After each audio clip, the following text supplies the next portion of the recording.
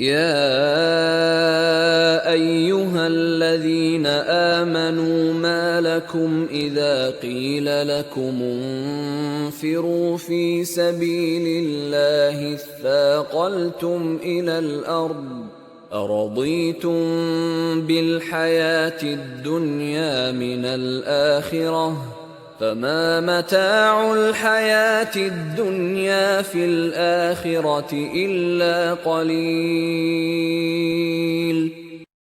إلا تنفروا يعذبكم عذابا أليما ويستبدل قوما غيركم ولا تضروه شيئا والله على كل شيء قدیر۔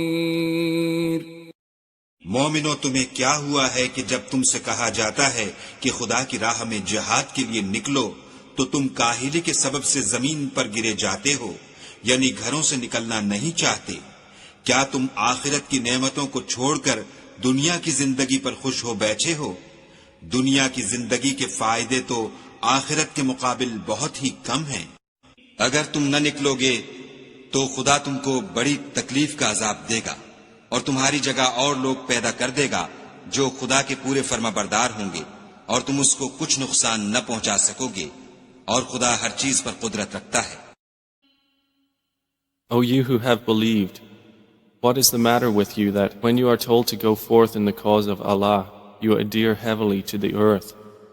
Are you satisfied with the life of this world rather than the hereafter? But what is the enjoyment of worldly life compared to the hereafter except a very little? If you do not go forth, He will punish you with a painful punishment and will replace you with another people, and you will not harm him at all, and Allah is over all things competent.